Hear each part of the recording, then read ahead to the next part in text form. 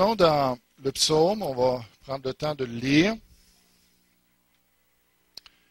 Psaume 33.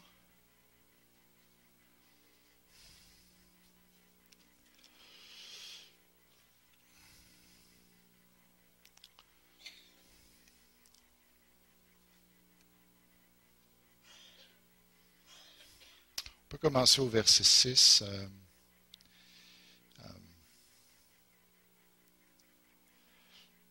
Psaume 33, verset 6.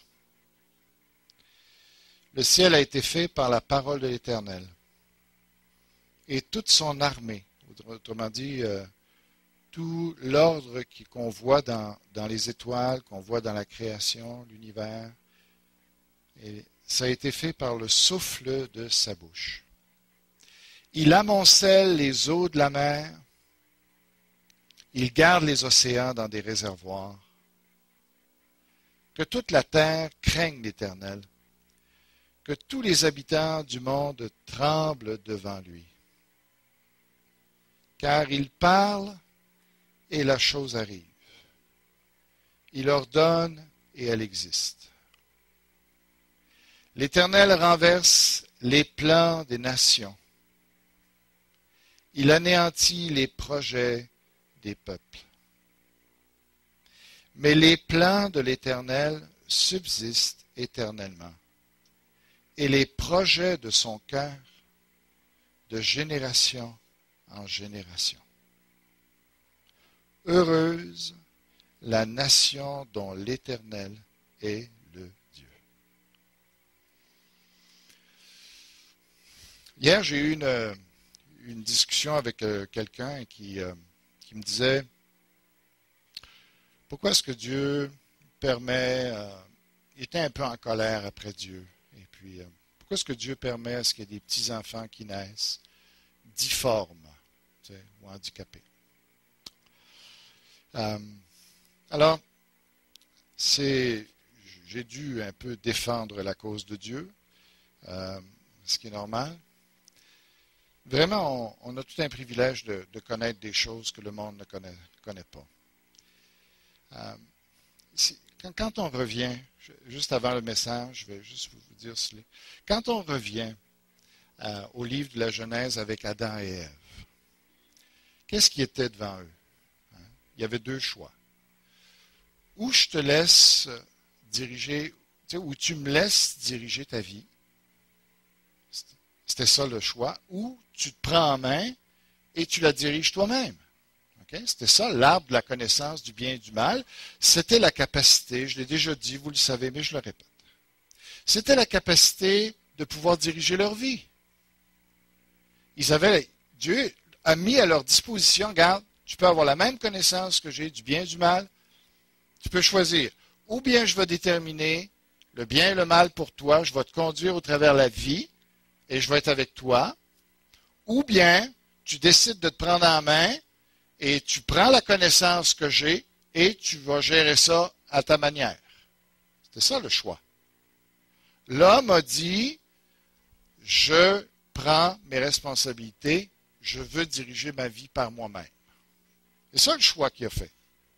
Okay? Adam a décidé qu'il était capable, et Ève aussi, qu'il était capable de se passer de Dieu pour diriger leur vie tout seul. C'était ça la décision qu'ils ont prise. Alors quand on comprend ça, et Dieu devait donner ce choix-là, alors Dieu, quand il a vu ce choix qu'il a fait, il les a déjà avertis de dire, OK, si tu prends ce choix-là, je te laisse à toi-même. Et le résultat qu'on a, ce qui est la vie finalement, c'est les décisions d'hommes. Mais c'est ça que l'homme voulait, de se diriger par lui-même. Puis c'est ça que les gens veulent encore, parce que c'est pour ça qu'ils ne donnent pas leur vie au Seigneur Jésus. Parce qu'ils disent, non, touche pas à ça. Je veux diriger mon affaire tout seul. OK? Mais à partir de ce moment-là, par exemple, si tu fais des erreurs, si tu prends des décisions qui sont mauvaises, puis que ça a des conséquences sur tes enfants, tes petits-enfants et tout ça, ben viens pas me blâmer. Viens pas blâmer Dieu. C'est ça que tu voulais et Dieu te respecte. De quoi Qu'est-ce que tu as à blâmer à Dieu? Alors, s'il arrive toutes sortes de malheurs, en plus, on ne parle pas du fait qu'à un moment donné, Dieu peut dire, hey, c'est assez, là, vos injustices, puis qu'il met un pied à terre, puis qu'il dit, ben là, il va y avoir un jugement parce que je ne peux pas laisser faire ça. Tu sais? Alors, c'est comme ça que ça fonctionne, et il faut être capable d'expliquer ça aux gens. Alors, il y a tout plein de malheurs qui se passent, mais ce n'est pas parce que Dieu est responsable de ça. C'est sûr qu'il est au contrôle quand même, puis qu'il fait son plan de salut au travers de ça. Mais il n'empêchera pas les choses, les décisions de l'homme, les malheurs qui tombent sur le monde, toutes les expériences que les hommes peuvent faire, les bêtises que les hommes peuvent faire ou les bons coups, il les laisse aller. Mais il faut au moins dire aux gens, hey, prends tes responsabilités. Tu veux avoir le contrôle de ta vie, ben d'accord, mais Dieu va respecter ça. Puis s'il y a des bêtises après qui se causent, puis qui arrivent, viens pas blâmer Dieu. Ben c'est pareil c'est à ça que Jésus nous a appelé, dire, la conversion, c'est quoi? C'est Dieu te dit, bon, tu as vu toutes les erreurs que tu as faites là? Est-ce que tu veux maintenant que je prenne ta vie en main? Est-ce que tu veux que je la dirige, ta vie? Alors on a dit oui. On a dit oui, Seigneur, j'admets que tout seul, je ne suis pas capable de la diriger correctement. Alors, qu'est-ce qu'on est? En tant que chrétien, qu'est-ce qu'on est? On est des gens qui avons accepté que c'est Dieu qui dirige notre vie. Alors, ne la reprenons pas, laissons-le diriger. Et on va en profiter. On va vraiment être bénis.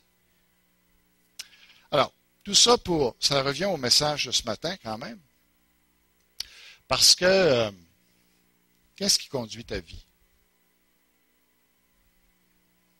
Comment tu diriges ta vie? Qu'est-ce qui motive ta vie?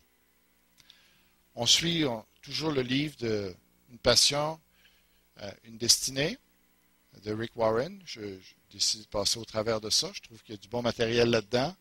Alors, je le reprends puis je l'ajuste. Qu'est-ce qui conduit ta vie, ma vie?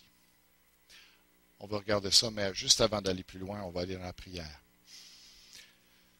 Tendre Père, on est ici devant toi pour être enseigné. On veut que tu nous touches. On veut que tu nous accordes la grâce pour vraiment t'abandonner notre vie. Ce matin, on a chanté tout plein de beaux chants qui disaient « Je te donne ma vie, prends ma vie, je te le consacre », tout ça. Et Seigneur, on veut prendre conscience que notre vie ne nous appartient plus. Elle t'appartient, Seigneur.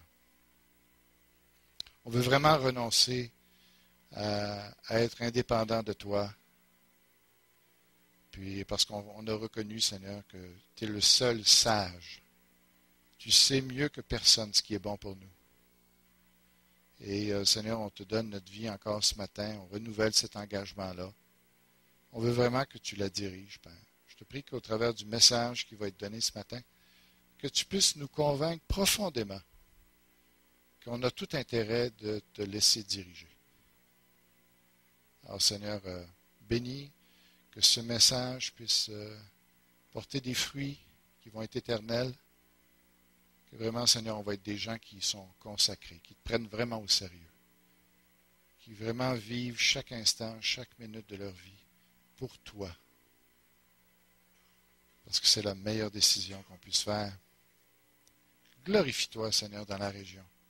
Glorifie-toi sur la côte nord, Seigneur. Tu sais qu'on veut un réveil. Tu sais qu'on veut que tu attires des âmes ici en abondance. Chaque jour, on veut voir des gens sauvés. On veut voir, Seigneur, des miracles. On veut voir tes interventions, des délivrances, Seigneur.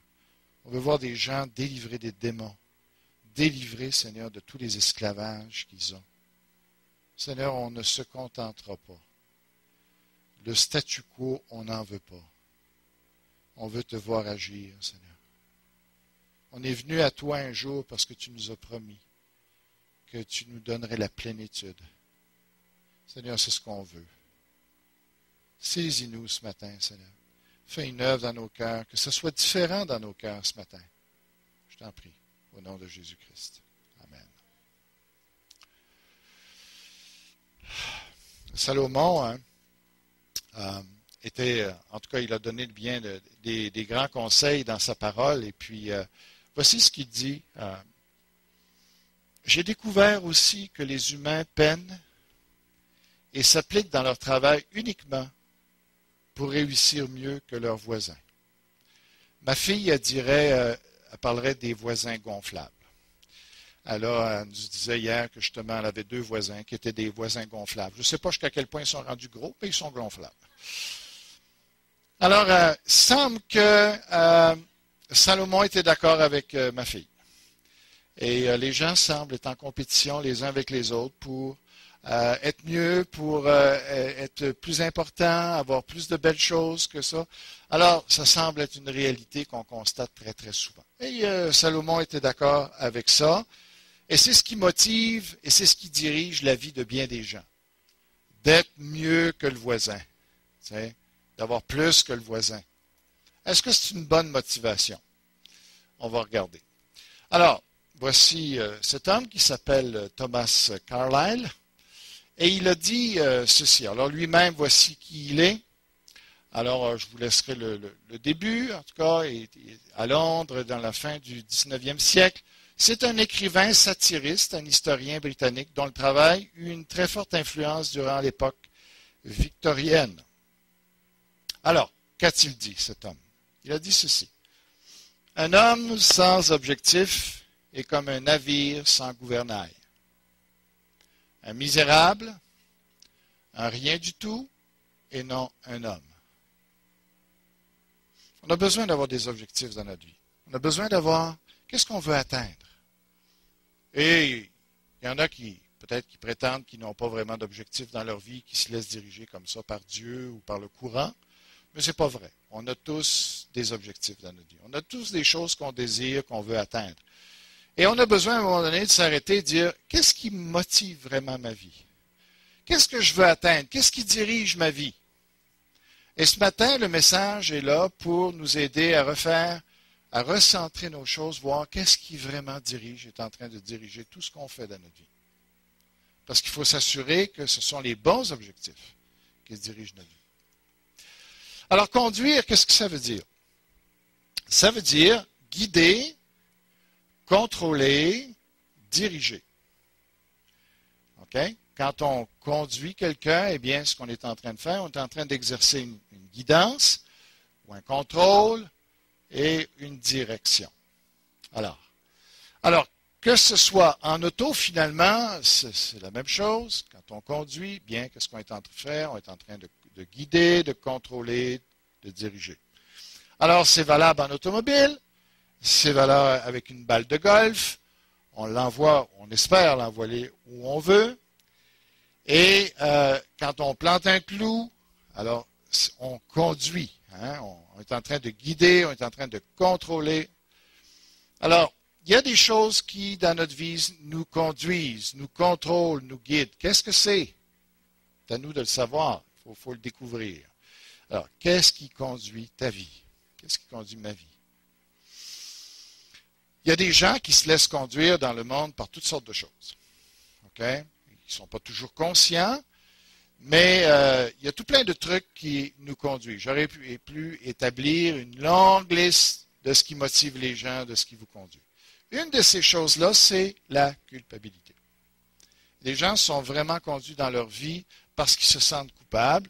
Ils essayent de couvrir ça, ou ils essayent d'éviter ça, d'éviter d'y penser, ou en tout cas, ils agissent d'une façon qui reflète leur culpabilité. Rick Warren, celui qui a écrit le livre, donc vous voyez que c'est quand même un pasteur, c'est pas moi qui ferai le Times. Et Rick Warren, il a une grande église aux États-Unis de plusieurs milliers de personnes. Alors, c'est quelqu'un qui a fait sa marque en Californie, qui est connu aux États-Unis. Et voici ce qu'il dit dans son livre. Beaucoup de gens passent toute leur vie à ressasser leurs regrets et à cacher leur honte. Leurs mauvais souvenirs les hantent. Ils laissent leur passé déterminer leur futur. Te sens-tu coupable ce matin? Est-ce que tu vis en fonction de ta culpabilité? Ou est-ce que tu as expérimenté, bon, je reviendrai sur Judas, mais as-tu expérimenté ce verset-ci qui dit « Heureux celui que Dieu décharge de sa faute et qui est pardonné du mal qu'il a commis. Heureux l'homme que le Seigneur ne traite pas en coupable. » On a tous des choses que quand on regarde en arrière, on n'est pas fier. Mais à un moment donné, il faut être capable de, comme on dit, tourner la page, laisser ça dans les mains de Dieu, que lui efface les choses. Si lui efface ça pour lui, s'il désire de l'oublier, alors qu'est-ce que nous, on a à se le rappeler? Il faut être capable de dire, regarde, c'est arrivé dans le passé, j'ai fait des erreurs, c'est fini. Je ne laisserai pas mon passé déterminer mon futur. OK? Il faut tourner la page ce matin. Ne laissez pas la culpabilité vous diriger. Et c'est tout un cadeau que Dieu nous a fait que d'être pardonné. OK? D'autres se laissent diriger par le ressentiment et la colère. Alors, la parole de Dieu, qu'est-ce que c'est finalement cette colère quand les gens nous font des injustices?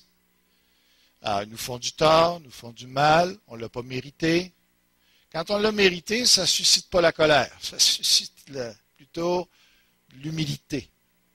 Mais quand on a l'impression qu'on est victime d'une injustice, eh bien là, ça développe de la colère dans notre vie. Moi, je ne l'ai pas fait ça, moi, je n'ai jamais agi de cette manière-là, et comment ça se fait qu'il fait ça, et j'accepte pas ça, et puis il va payer pour, et puis, vous savez comment est-ce qu'on est dans tout ça, et on y pense souvent. On essaie de se rappeler un peu la scène, parce que qu'est-ce qu'on veut faire? On veut établir la justice. Ou on veut être sûr qu'il y a eu une injustice. Fait qu'on y repense, puis le diable nous pousse à ça. À y repenser pour établir les faits. On pose une espèce de tribunal dans notre cœur, puis on veut vérifier les faits, on veut être sûr que la personne est coupable. Ce n'est pas à nous d'établir ça. Ça ne nous aide pas de chercher à faire ça. C'est à Dieu de vraiment d'établir qui est le coupable, et il va s'en occuper. Jésus était tellement préoccupé de ça qu'il a demandé avant de partir, avant de mourir, il a dit, « Père, pardonne-leur. Ils ne savent pas ce qu'ils font. » Dieu avait compris, ou Jésus avait compris que Dieu est tellement juste que pour lui, c'est certain qu'il va châtier le coupable. La préoccupation de Jésus était que le coupable soit épargné, non pas que le coupable soit puni, parce qu'il savait que Dieu le ferait. Pour lui, il n'y avait aucun doute de ça. Alors notre rôle aussi, en tant qu'enfant de Dieu, c'est de chercher à éviter à ce que les gens tombent sous la main de Dieu, sous la punition de Dieu. C'est ça notre rôle. Ce n'est pas de rechercher la culpabilité et la punition des gens. Et dans le fond, quand on a du ressentiment ou de la colère, qu'est-ce qu'on cherche? Ben, on cherche vengeance, n'est-ce pas? Il m'a fait mal et je vais chercher un moyen pour lui rendre la monnaie de sa pièce. On a un très bel exemple de ça qui a ruiné sa vie. Cet homme a ruiné sa vie. Absalom, dans la parole. C'est ce qui est arrivé, sa sœur a été violée et il ne l'a pas accepté du tout. Et il s'est juré dans son cœur que celui qui avait fait ça, qu'il payerait. Et Absalom, il a fait son plan. Il a demandé des conseils en fonction de ça même. Et finalement, il est arrivé au but qui s'était fixé, il a finalement tué l'individu. Est-ce que ça lui a rapporté? Sa vie a été ruinée à cause de ça, cet homme-là. Ce n'est pas à nous de chercher la vengeance. Et il ne faut pas se laisser diriger par ça dans notre vie. Ça, c'est à Dieu. Et je vous dis, Dieu va très, très bien s'en occuper. Ne vous en faites pas. Dieu voit clair, Et malheur à celui qui tombe dans les mains de Dieu et qui ne s'est pas réconcilié avant sa mort. Donc, on peut pardonner parce qu'on sait que je ne pourrai jamais infliger un juste jugement comme Dieu va le faire. Alors, ne suivons pas l'exemple d'Absalom. Ne suivons pas l'exemple de Judas qui, par culpabilité, s'est donné la mort. Judas n'a pas été capable finalement de traiter ça avec Dieu, de revenir à Dieu, mais il a pris ça sur lui, je suis un épouvantable, et finalement, ça l'a amené à la mort. Ne soyons pas comme ça. Ne nous laissons pas maintenant diriger par la peur. Des gens qui se laissent diriger par le ressentiment, par la culpabilité et aussi par la peur. Est-ce que vous êtes craintif? Êtes-vous peureux? Est-ce que c'est ça qui dirige votre vie? Est-ce que vous refusez de voir certaines personnes parce que vous avez peur? Vous refusez d'aller porter votre CV à un certain endroit parce que vous vous dites peut-être qu'ils ne l'accepteront pas. Vous refusez peut-être de faire une entrevue ou de passer un cours parce que vous avez peur de l'échec. Qu'est-ce qui dirige votre vie? La peur. Vous refusez d'affronter des défis parce que vous dites « Ah, je ne pense pas que je vais réussir ». Alors, la peur ne devrait pas diriger notre vie. Peut-être que vous avez été affecté dans votre vie par une expérience traumatisante. Des attentes qui sont complètement irréalistes. Une éducation trop répressive. Vous aviez une maman, c'est particulièrement les mamans qui font ça, qui sont tellement craintives, qui communiquent leurs craintes aux enfants. Et finalement, ça fait des enfants qui n'osent plus bouger, qui n'osent plus prendre aucune initiative parce qu'ils sont paralysés. Vos peurs peuvent paralyser vos enfants. Il faut faire attention. Et donc, il faut accepter le risque de la vie et il faut faire confiance que Dieu est là pour protéger. Alors, il ne faut pas être surprotecteur. Des prédispositions génétiques. Alors, les chefs des Juifs, la Bible nous dit qu'il y en a beaucoup qui croyaient en Jésus. Mais qu'est-ce qui les a empêchés de s'identifier à Christ? Même, à la limite, d'empêcher qu'il ne soit crucifié. La Bible dit qu'ils ont eu peur d'être jetés dehors de la synagogue. Et à cause de ça, eh bien, ils ont fait complètement le jeu du diable dans leur vie. Et ils seront perdus pour l'éternité parce qu'ils ont eu peur. Quelle mauvaise décision de se laisser diriger par la peur. Êtes-vous quelqu'un qui se laisse diriger par vos craintes? Où est votre foi? Où est votre confiance en Dieu?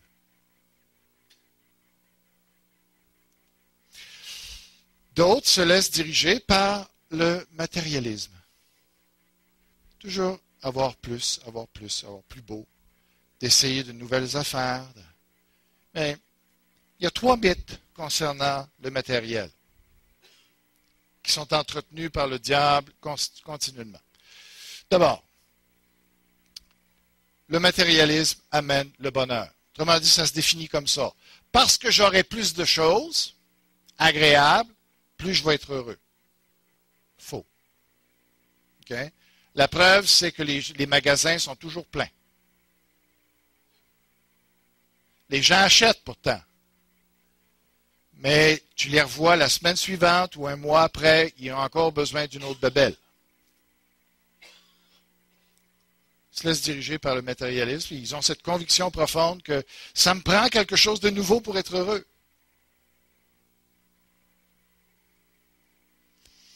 Autre chose, si j'ai plus de choses, si j'ai plus de matériel, si j'ai une plus belle auto, si j'ai une plus belle maison, si j'ai plus ci, je serai quelqu'un de plus important. Non. Ta valeur dépend de ce qui est dans ton cœur. C'est ton caractère qui te donne ta valeur. C'est ta position en Christ qui te donne ta valeur. Pas le matériel.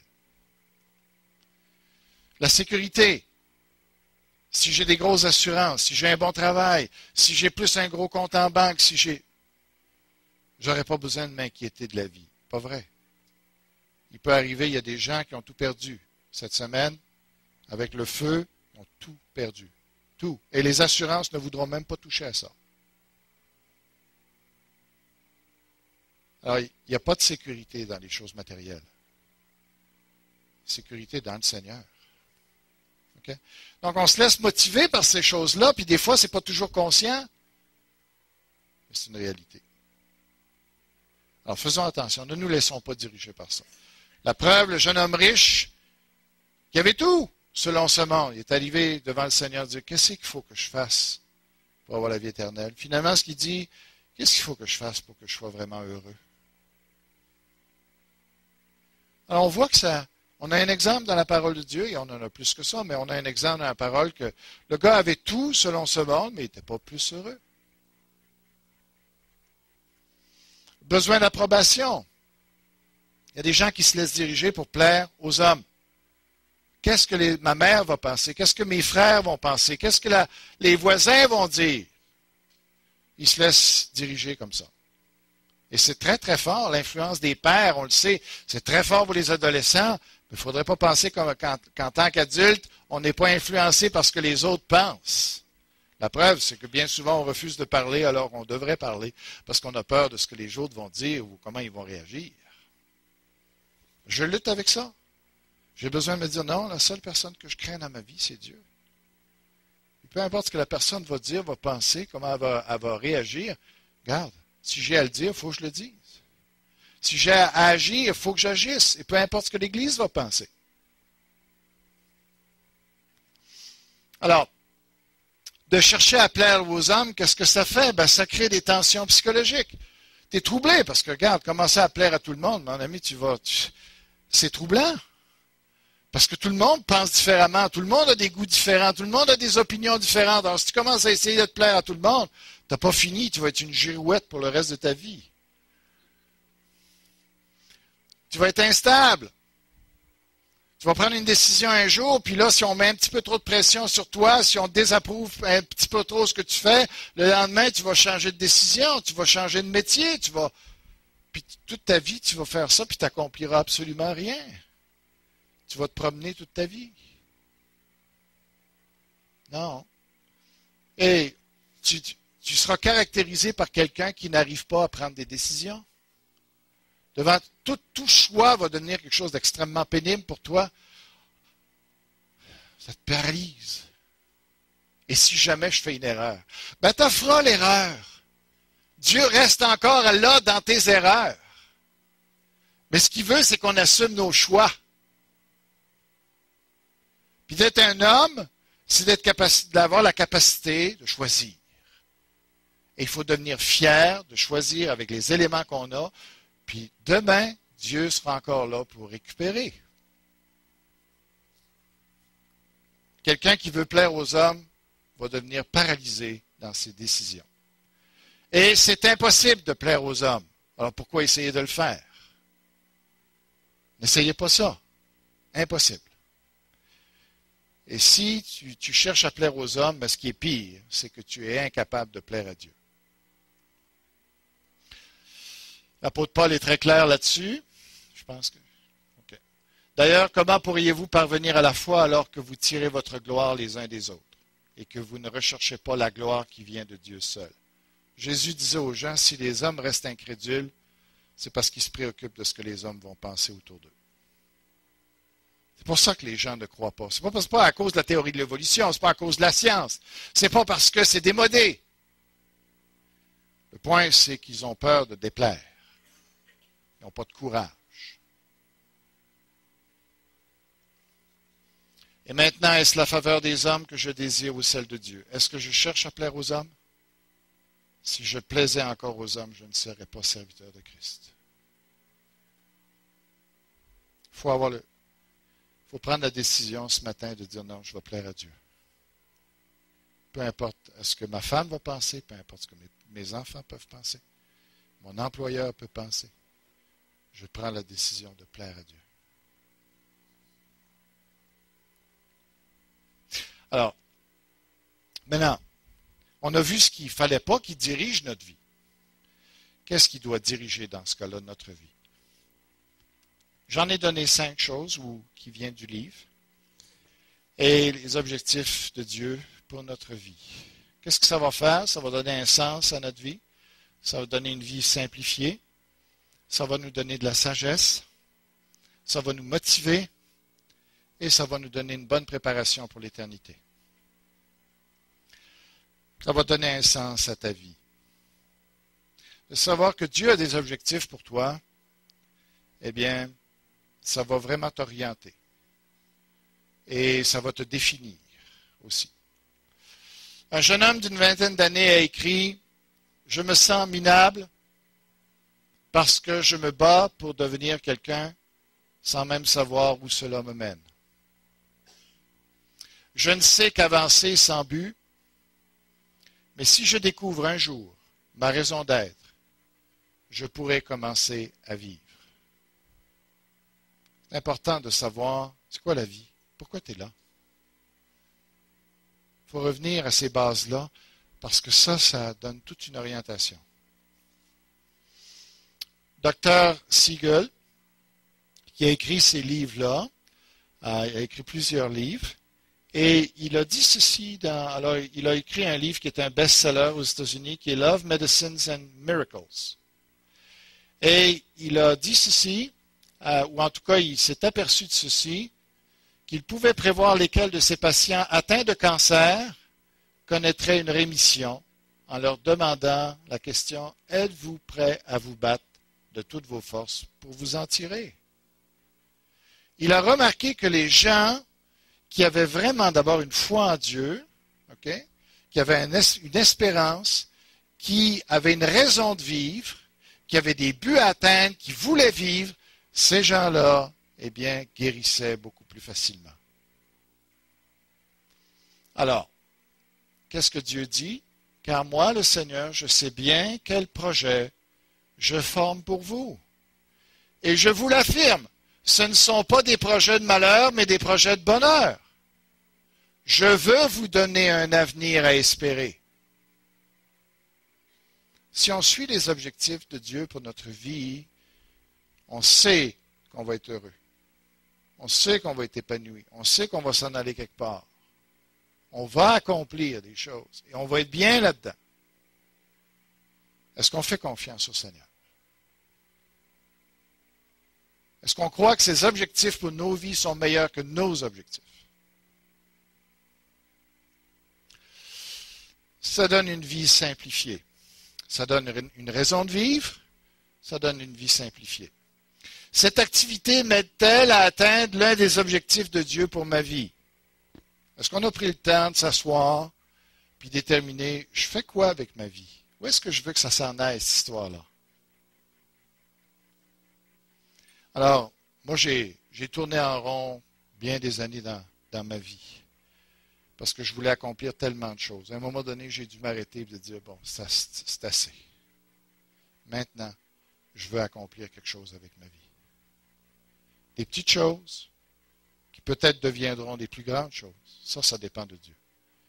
Mais il faut avoir des objectifs qui sont réalisables, dans lesquels Dieu va nous guider et qu'on est en train de poursuivre et qu'on ne se laisse pas distraire par toutes sortes de choses.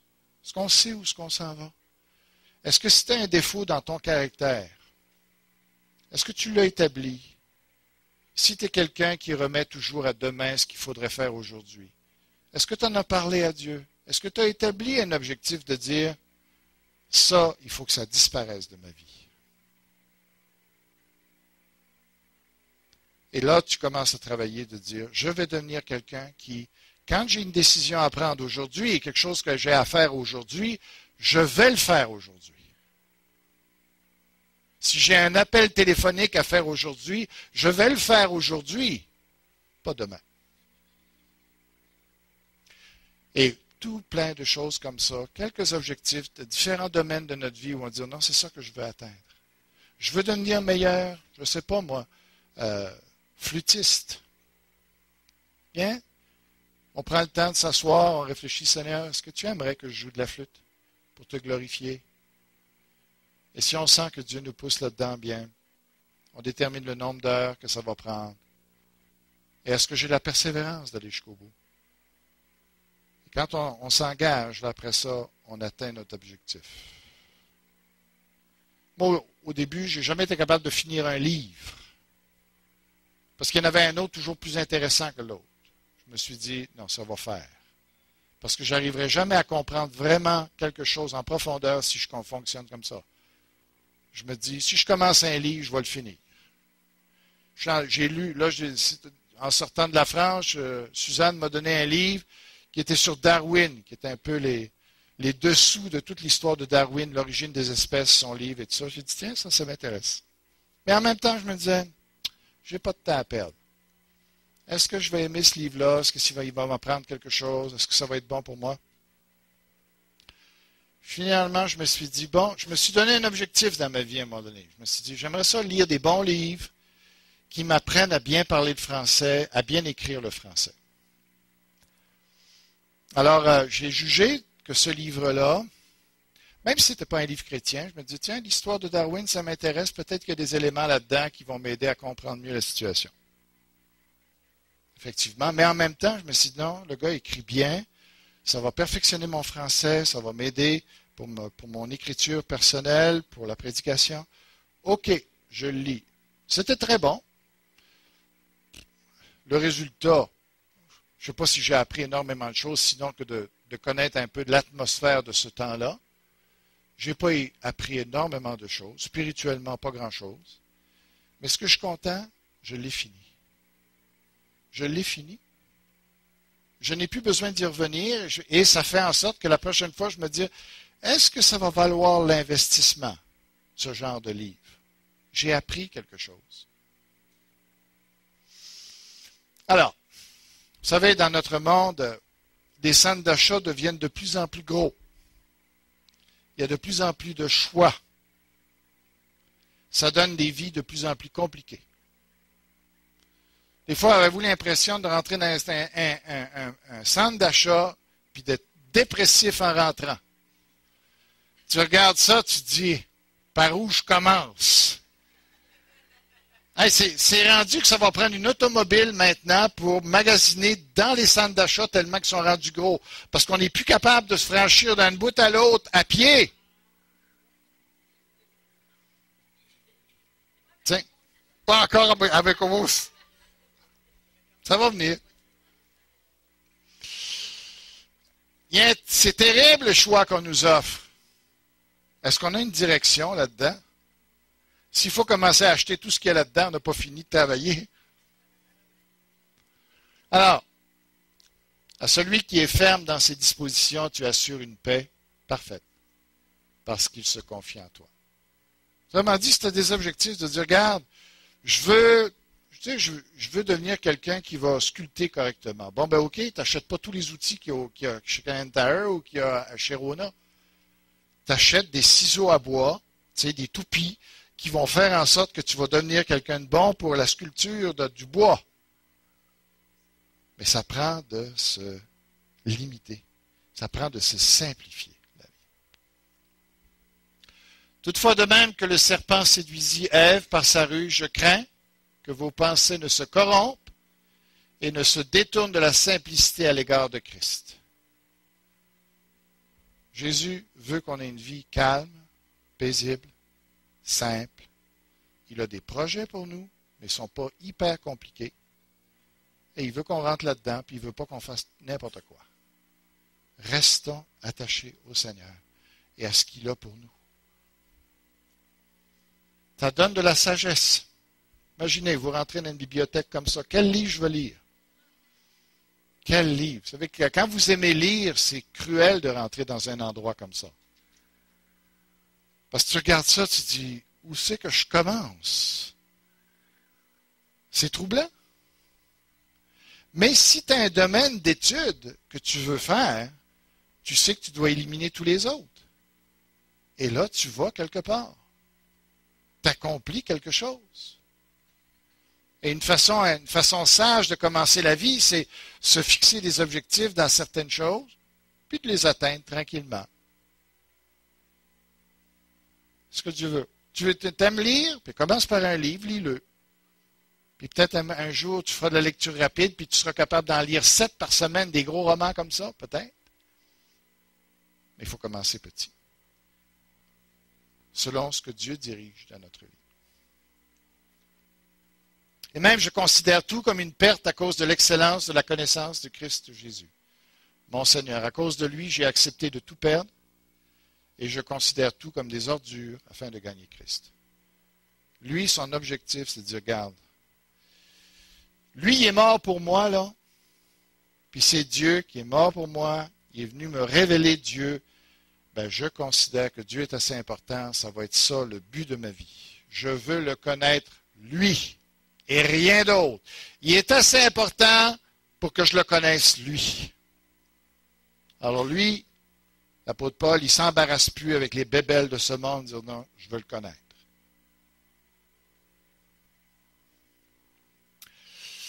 Si vous voulez que votre vie ait un impact, soyez concentrés. Ça donne de la motivation. Les buts à atteindre produisent la passion.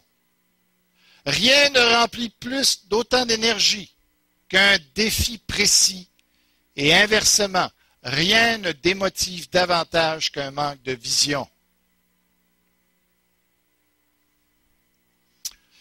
George Bernard Shaw. Alors, vous voyez que c'est à la fin du 19e, lui aussi. C'est un critique musical, dramaturge qui est quand même connu. Un Irlandais, un pacifiste, et il a gagné le prix Nobel de littérature en 1925. Voici à quoi il ressemble, ou il ressemblait, et il a dit ceci. C'est la vraie joie de la vie de participer à une mission que vous considérez comme essentielle. On devient alors une force de la nature, au lieu de rester un être fébrile et égoïste, amer et grognon, qui se plaint que le monde entier ne se consacre pas à son bonheur personnel. Alors, il avait compris, lui, que c'était important d'avoir une mission. Le Seigneur Jésus nous en a donné une très belle. Et il faut avancer dans cette mission-là. Il faut qu'on devienne tous des serviteurs de Dieu, des gens qui veulent instaurer absolument le royaume de Dieu dans ce monde. Ça va faire que le diable ait le contrôle. Ça va faire que le diable détruise des vies. Ça va faire que le diable entraîne des gens dans la drogue, dans la boisson, dans la sexualité débridée, qui détruisent les couples, qui détruisent des vies. Nous autres, notre désir, c'est que le royaume de Dieu vienne dans ce monde. Et que les gens soient délivrés de cette influence morbide qui est celle du diable. Est-ce qu'on aime suffisamment les gens pour dire, je ne te laisserai pas dans cet état-là?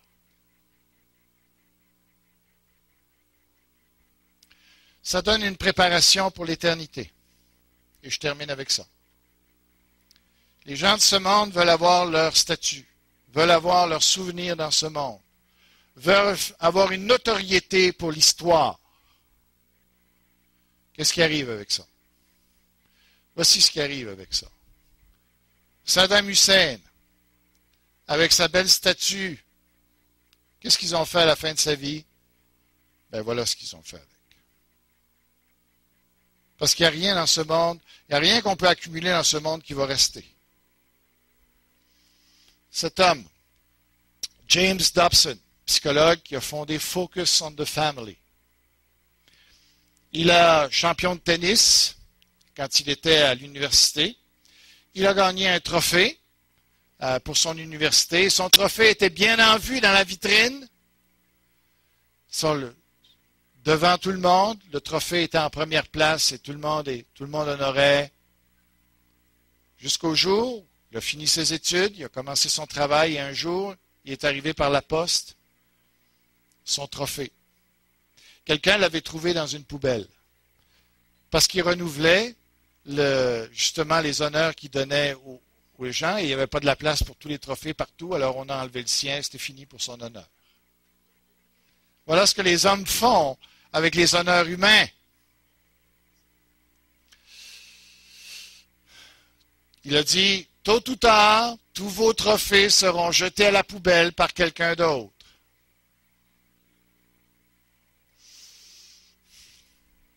Ce qui ne passera pas, voici ce qui ne passera pas.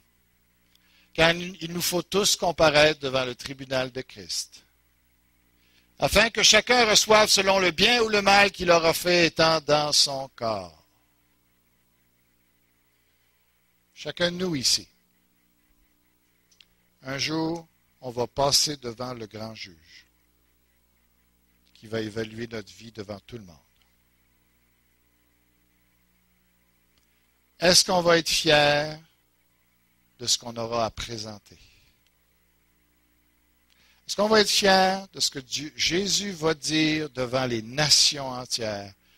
Voici réellement ce que je pense de cet homme, de cette femme. C'est la seule chose qui compte. Ce que les hommes peuvent penser de nous, on s'en fout. Parce que de toute façon, ce qui va rester pour l'éternité dans la pensée des hommes, c'est ce que Jésus aura dit à son tribunal. Voici ce que je pense de toi.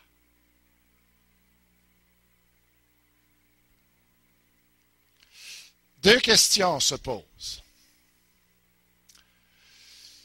Deux questions vont être posées à la fin des temps. Qu'as-tu fait de mon fils Jésus-Christ?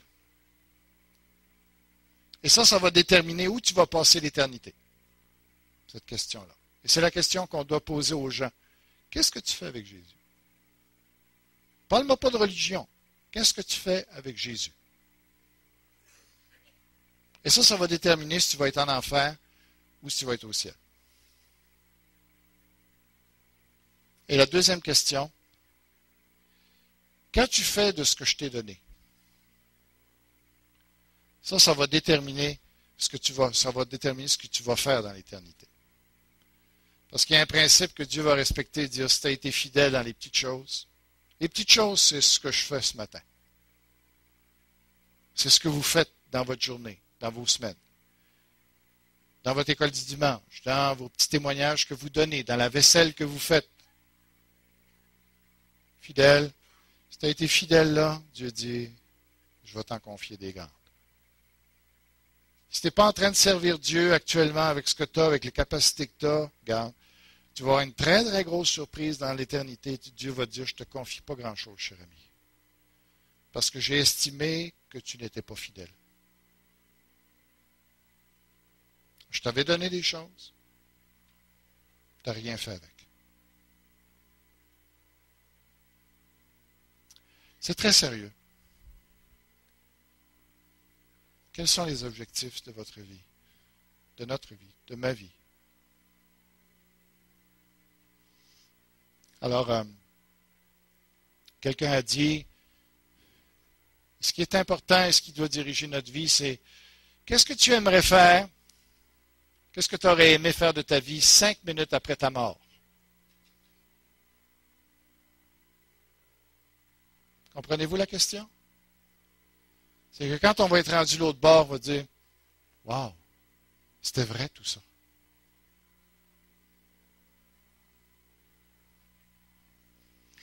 Alors que le Seigneur nous bénisse. Qu'est-ce qui conduit ta vie? Qu'est-ce qui conduit ma vie? Et priez pour moi, pour que je reste aligné sur les objectifs de Dieu pour ma vie. Et je prie pour vous, que ce soit la même chose. Prions.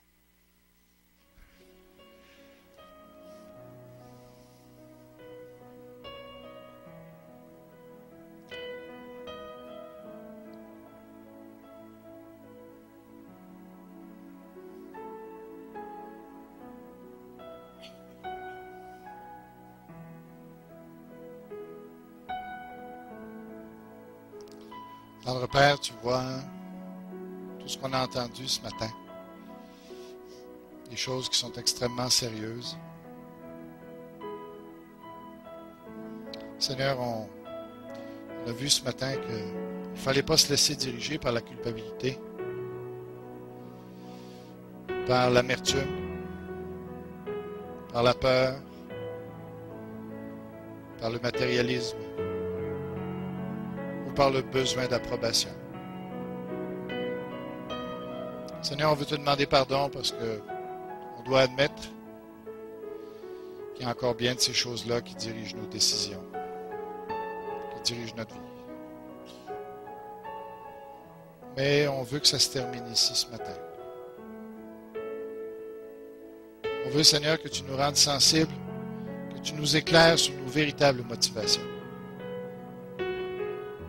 Dévoile-nous, Seigneur, éclaire-nous, jette une lumière, que le soleil puisse se lever sur nos cœurs. Seigneur, viens faire la lumière dans nous. Aide-nous à nous comprendre. Aide-nous à voir comment notre passé nous influence aujourd'hui. Comment on est dirigé, comment on est dans des ornières de mauvais raisonnements. Et Seigneur, on veut en sortir. Accorde-nous la grâce d'en sortir, Seigneur. Ne nous abandonne pas, ne nous laisse pas dans le fossé. Permets, Seigneur, qu'on revienne sur la route. Va nous chercher là où on est tombé. Et ramène-nous sur la route, Seigneur. Accorde-nous ta grâce. Sans toi, on n'est pas capable de le faire. Seigneur, je te prie que ce matin, que tu nous aides à découvrir les objectifs que tu as pour nous. Tu veux qu'on ressemble de plus en plus à Jésus-Christ. Tu veux qu'on le connaisse, qu'on ait une relation intime avec lui. Tu veux qu'on soit heureux dans notre vie chrétienne. Tu veux qu'on soit épanoui. Tu veux qu'on soit rempli de joie. Tu veux, Seigneur, qu'on ait une paix parfaite en toi, qu'on ait une confiance absolue. Même dans l'épreuve, dans les difficultés, dans les malheurs. Tu veux, Seigneur, qu'on soit capable de s'abandonner quand toute espérance humaine, quand toute solution des hommes sont terminées, que toutes les portes se sont fermées. Tu veux, Seigneur, qu'à ce moment-là, on soit capable de lever les yeux vers toi et te dire, viens à mon secours, en étant convaincu que tu vas agir.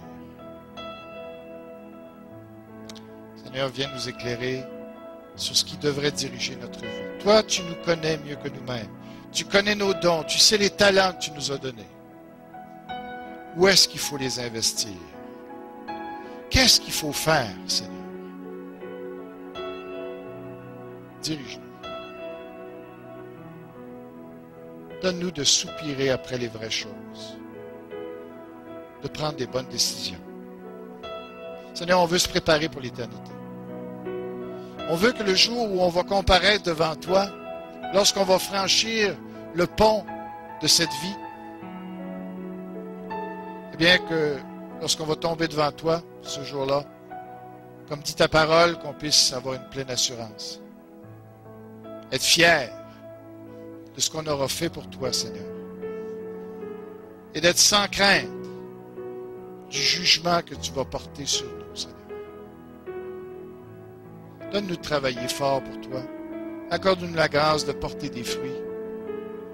Donne-nous, Seigneur, de lutter, d'être des vrais soldats pour Jésus-Christ. Consacre-nous à toi, Seigneur. On te demande pardon pour toutes les fois où on s'est laissé aller, on s'est détourné, on a traité ça à la légère. Seigneur, accorde-nous la grâce de voir que c'est sérieux. Daigne-nous bénir ce matin. On a besoin de toi. Au nom de Jésus. Amen. Que Dieu vous bénisse.